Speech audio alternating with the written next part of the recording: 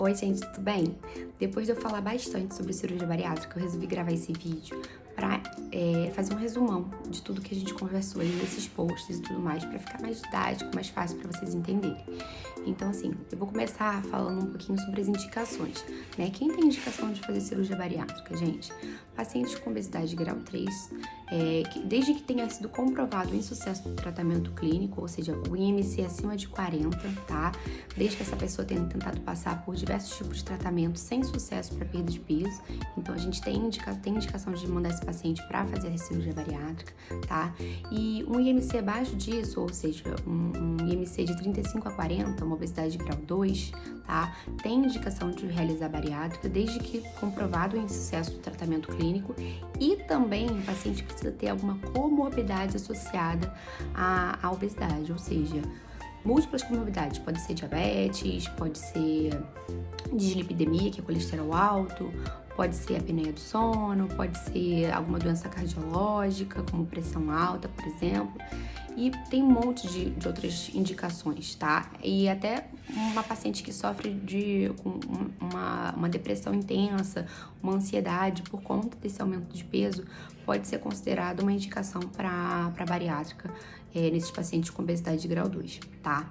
Então, agora falando um pouquinho sobre o porquê que a bariátrica leva a perda de peso, gente. São 3 mecanismos principais. Primeiro, restrição da quantidade de comida que você ingere. Você não consegue mais colocar aquela comida toda para dentro, então você ingere menos quantidade, logo menos caloria, tá? O segundo mecanismo é por uma desabsorção, ou seja, como a gente muda a configuração do trânsito intestinal, né? A gente muda um montão de coisa com a cirurgia, o alimento ele fica menos tempo ali dentro daquele intestino, então tem menos absorção de caloria também. Então existe uma desabsorção, tá? E o terceiro mecanismo, que é o menos falado, que às vezes nem todo mundo sabe, existe uma mudança hormonal, tá? Que faz com que aumente a saciedade do paciente, diminua o apetite, por vários tipos de mecanismos.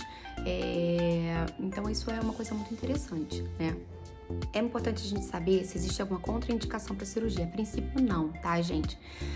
Pacientes que têm abuso de álcool, uma doença psiquiátrica muito grave, ou um risco cirúrgico muito aumentado, pacientes com uma grave doença que vai colocá-lo em risco na mesa cirúrgica, sim, para esses pacientes o ideal é que a gente não faça cirurgia, que a gente tem que optar por algum outro mecanismo de perda de peso, tá?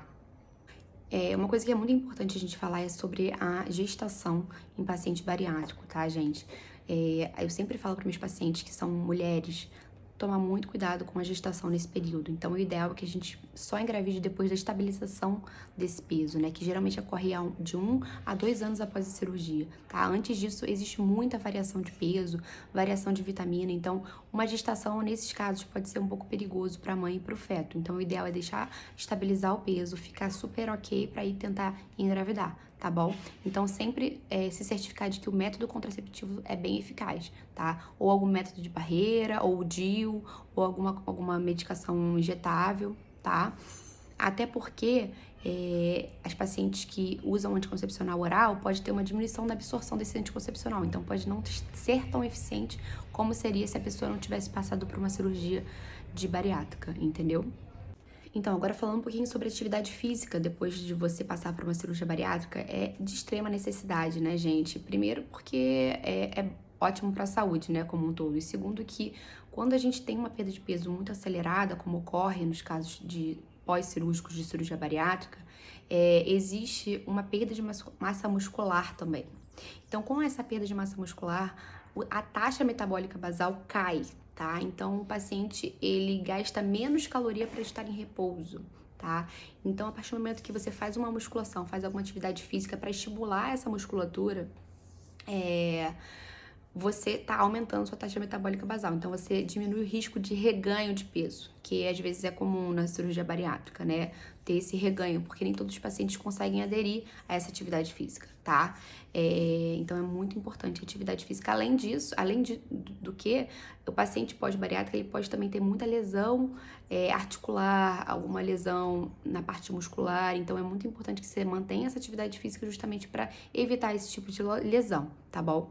E por último, gente, eu queria deixar claro que é muito importante o acompanhamento multidisciplinar desses pacientes. Esses pacientes precisam de um acompanhamento psicológico, psiquiátrico, endocrinológico depois da cirurgia, porque existe uma deficiência de vitamina que a gente precisa repor, né? Então a gente precisa estar vendo esse paciente regularmente, tá? Em alguns pacientes que têm um reganho de peso, é necessário às vezes entrar com medicação apesar da cirurgia bariátrica para controle de peso.